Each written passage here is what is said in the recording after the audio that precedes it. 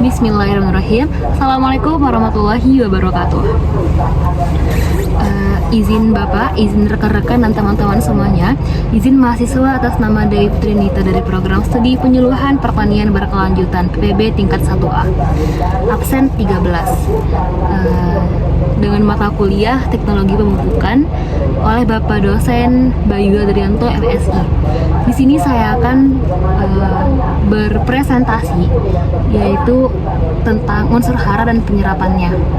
Di sini saya mengambil judul PowerPoint saya, unsur hara dan penyerapannya dan kandungan unsur hara dalam seresah daun jati.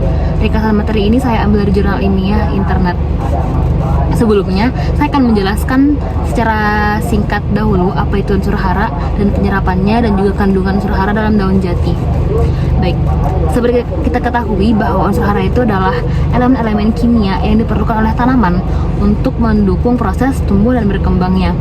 Tanaman memperoleh unsur hara ini dari tanah melalui akar dan akar-akar mereka. Setiap unsur hara memiliki peran penting dalam berbagai proses fisiologis tanaman, seperti fotosintesis, pertumbuhan akar dan daun, pembentukan protein,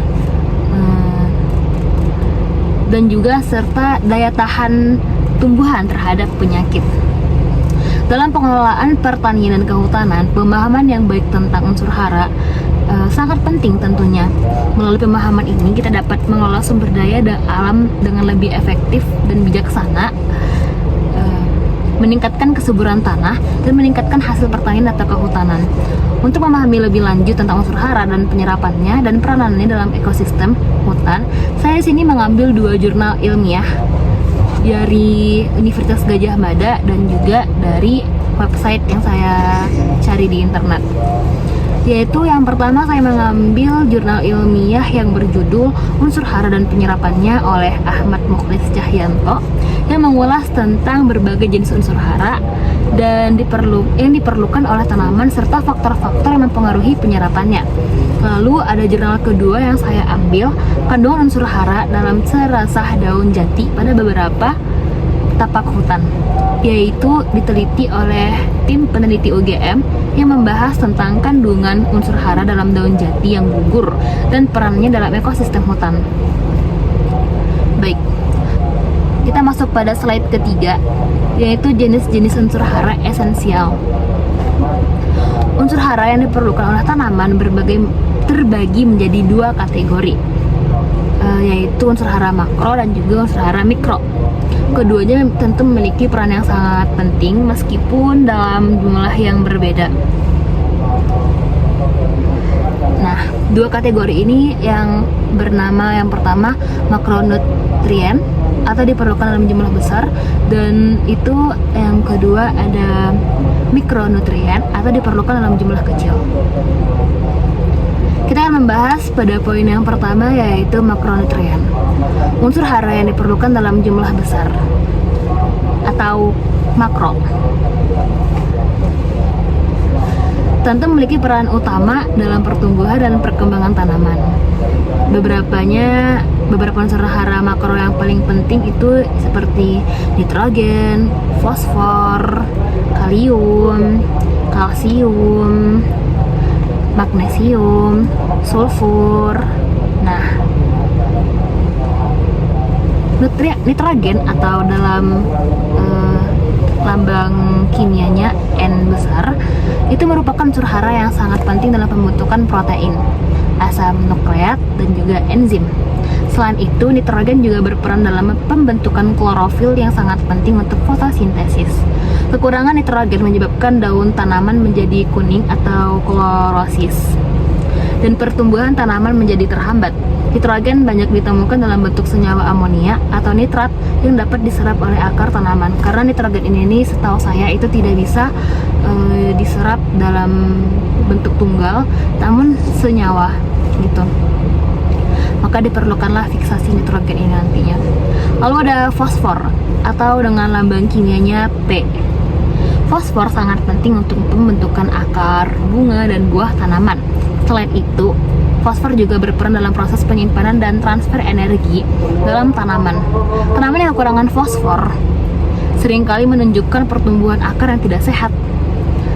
dia lemah dan produksi bunganya serta buah yang rendah sedikit. Buahnya juga sedikit. Lalu yang ketiga ada kalium. Kalium membantu tanaman dalam mengatur keseimbangan air dalam sel-sel tanaman. Selain itu juga kalium meningkatkan ketahanan tanaman terhadap penyakit, stres lingkungan, dan kerusakan mekanis. Kekurangan kalium dapat mengurangi kemampuan tanaman untuk mengatasi stres dan menghambat proses fotosintesis. Lalu yang keempat ada kalsium atau Ca. Kalsium berperan penting dalam pembentukan dinding sel dan membran sel tanaman. Kalsium juga terlibat dalam proses-proses pengaturan pertumbuhan tanaman, serta berfungsi sebagai pengatur kadar air dalam sel. Tanaman yang kekurangan kalsium dapat mengalami pertumbuhan yang tidak normal, dengan daun yang rapuh dan akar yang terhambat. Lalu magnesium atau Mg. Magnesium adalah komponen utama klorofil yang memungkinkan tanaman untuk melakukan fotosintesis. Selain itu, magnesium juga terlibat dalam reaksi enzimatik yang mendukung metabolisme tanaman. Kekurangan magnesium dapat menyebabkan daun tanaman menjadi kuning dan fotosintesis terganggu. Lalu yang terakhir dalam makro yaitu sulfur atau S. Sulfur diperlukan untuk sintesis asam amino dan protein yang penting dalam pertumbuhan tanaman. Sulfur juga terlibat dalam pembentukan enzim-enzim yang membantu dalam metabolisme tanaman. Tanaman yang kekurangan sulfur seringkali menunjukkan pertumbuhan yang buruk dan daun yang menguning. Atau istilahnya nggak salah itu klorosis.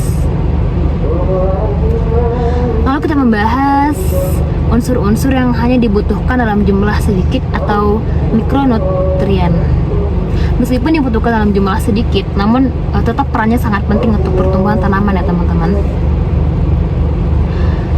Dalam proses fisiologis tanaman, beberapa unsur hara mikro yang dibutuhkan tanaman itu meliputi seperti besi atau ferum, mangan, zinc, tembaga, boron, molybdenum, dan klorin. Kita akan membahas secara singkat satu persatu unsur hara mikronya, yaitu besi atau ferum, atau dalam kimia jembatan keledainya itu adalah Fe. Besi berperan dalam pembentukan klorofil dan juga terlibat dalam respirasi tanaman atau proses pernapasan sel tumbuhan. Tanaman yang kekurangan besi sering mengalami klorosis atau daun menguning dan pertumbuhannya terhambat. Yang kedua, mangan. Mangan berperan dalam proses fotosintesis dan metabolisme nitrogen. Mangan juga terlibat dalam pembentukan enzim yang penting tentunya bagi pertumbuhan tanaman. Kekurangan mangan dapat menyebabkan pertumbuhan tanaman terganggu dan produksi klorofilnya menurun sehingga akan merusak proses fotosintesis. Lalu yang ketiga ada zinc. Zinc sangat penting dalam sintesis hormon tanaman yang mengatur pertumbuhan dan perkembangan tanaman. Tanaman yang kekurangan zinc cenderung menunjukkan pertumbuhan yang terhambat dan daun kecil serta cacat. Lalu yang keempat ada tembaga. Tembaga mendukung pembentukan enzim yang penting bagi tanaman serta terlibat dalam proses pembentukan lignin. Atau lignin ini adalah zat penguat dinding sel dalam tanaman. Kekurangan tembaga dapat menyebabkan tanaman lebih rentan terhadap penyakit dan gangguan pada pertumbuhannya. Lalu yang kelima ada boron. Boron berperan dalam pengaturan pembelahan sel, pengembangan akar, dan juga perkembangan bunga. Kekurangan boron dapat menyebabkan gangguan pada pembentukan akar dan kegagalan dalam proses pembungaan. Lalu yang keenam itu ada molybdenum atau dalam bahasa kimianya MO. Molybdenum terlibat dalam proses fiksasi nitrogen atau penyerapan nitrogen dari udara oleh bakteri tertentu yang hidup di akar tanaman.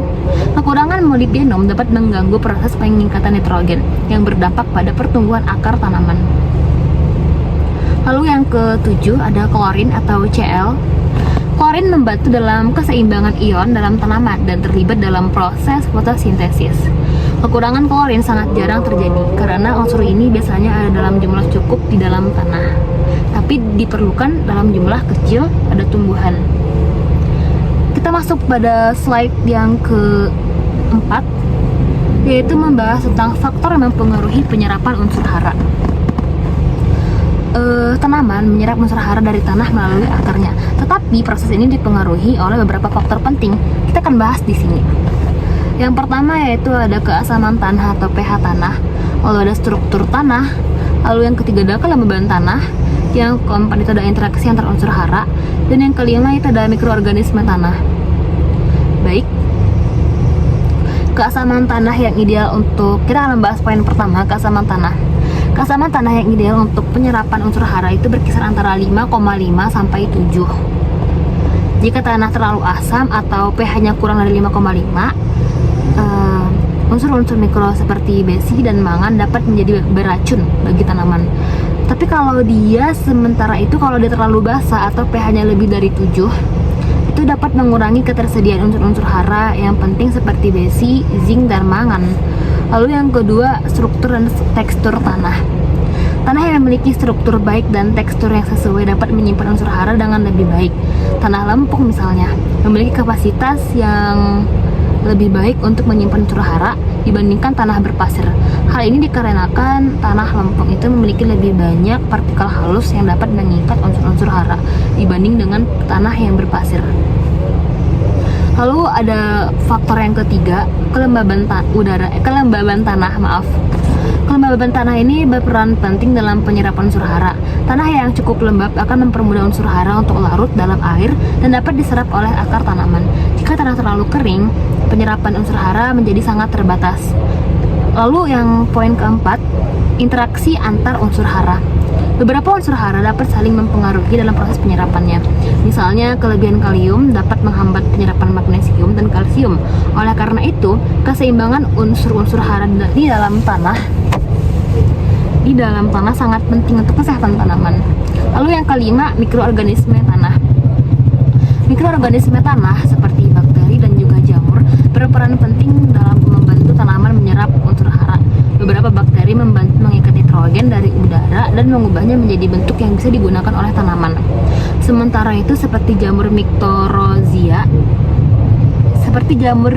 mycorrhiza membantu tanaman dalam penyerapan fosfor. Lalu slide selanjutnya, slide kelima, kita membahas tentang kandungan unsur hara dalam daun jati yang gugur. Daun jati yang jatuh ke tanah atau gugur itu membentuk seresah yang mengandung banyak unsur hara. Seresah ini memainkan peran penting dalam mempertahankan kesuburan tanah dan mendukung pertumbuhan tanaman di hutan jati. Beberapa unsur hara yang terkandung dalam seresah daun jati itu adalah karbon, nitrogen, fosfor, dan kalium, kalsium, magnesium, dan natrium. Lalu ada unsur mikro. Yang pertama itu karbon. Karbon ini adalah komponen utama dari bahan organik daun. Ketika daun jati terurai, daun jati gugur, maka karbon akan kembali ke tanah dan menjadi sumber energi bagi mikroorganisme tanah. Lalu yang kedua ada nitrogen. Nitrogen yang terkandung dalam daun jati akan dilepaskan ke tanah saat proses dekomposisi, yaitu penguraian unsur-unsur hara dalam tanah. Nitrogen ini akan tersedia bagi tanaman untuk mendukung pertumbuhannya. Lalu yang ketiga ada fosfor dan kalium. Kedua unsur ini terkandung dalam seresah daun jati dan berperan dalam meningkatkan metabolisme tanaman serta ketahanannya terhadap penyakit. Lalu yang keempat itu ada kalsium, magnesium, dan juga natrium. Unsur-unsur ini berperan dalam berbagai proses biokimia yang mendukung pertumbuhan tanaman. Lalu yang kelima adalah unsur mikro seperti besi, mangan, tembaga juga terkandung dalam seresah daun jati yang berperan dalam proses fotosintesis tentunya dan proses kimia lainnya dalam tubuh tanaman.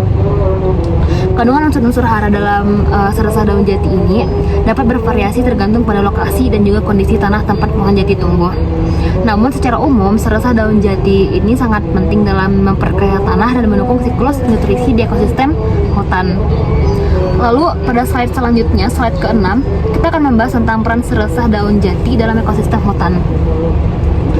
Seresah daun jati ini memiliki peran yang sangat penting dalam ekosistem hutan seperti sebagai sumber unsur hara dan meningkatkan kesuburan tanah, mengurangi erosi tanah, menjunjung aktivitas mikroorganisme.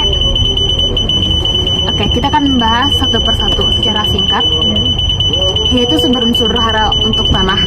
Seperti yang saya jelaskan tadi, ada pada slide sebelumnya, yaitu di subpoin unsur mikro. Maka maka ketika daun terurai terdekomposisi oleh dekomposer, unsur-unsur hara yang terkandung di dalamnya ini akan kembali ke tanah dan tersedia untuk tanaman lain. Yang kedua, meningkatkan kesuburan tanah. Selesai daun jati yang jatuh atau berguguran menambah bahan organik di dalam tanah, yang pada gilirannya akan meningkatkan aktivitas mikroorganisme tanah dan memperbaiki struktur tanah yang rusak. Lalu yang ketiga itu adalah mengurangi erosi tanah.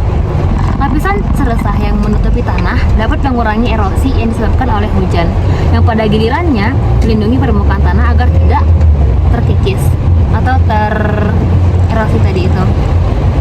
Lalu yang keempat adalah menunjang aktivitas mikroorganisme dalam tanah, dekomposer yang tadi itu. Seresah menjadi sumber makanan bagi mikroorganisme tanah yang membantu mempercepat proses dekomposisi dan mendukung siklus nutrisi yang lebih efisien di dalam tanah. Sampailah kita pada slide terakhir, yaitu kesimpulan, di mana unsur hara esensial dibutuhkan tanaman untuk pertumbuhan dan produksi hasil. Unsur hara ini sangat penting untuk pertumbuhan tanaman dan memiliki peran yang berbeda-beda tergantung pada jenisnya. Lalu penyerapannya dipengaruhi oleh berbagai faktor yang saya sebutkan tadi, seperti keasaman tanah, struktur dan tekstur tanah, kelembagaan tanah, dan juga interaksi antar unsur hara di dalam tanah. Lalu pada daun jati yang gugur atau seresah daun jati itu mengandung unsur hara yang memperkaya tanah, meningkatkan kesuburan tanah, dan mendukung siklus nutrisi di ekosistem hutan tentunya. Dan pemahaman tentang unsur hara dan peran seresah sangat penting untuk pengelolaan pertanian dan kehutanan yang lebih berkelanjutan. Meningkatkan aktivitas mikroorganisme, menyediakan sumber energi bagi tanaman dan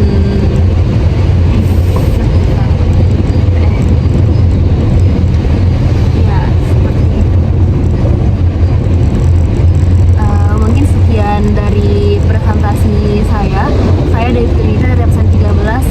Mohon maaf apabila ada kekurangan dan kesalahan penyampaian materi. Pada Tuhan saya memohon ampun dan terima kasih atas perhatiannya. Assalamualaikum warahmatullahi wabarakatuh.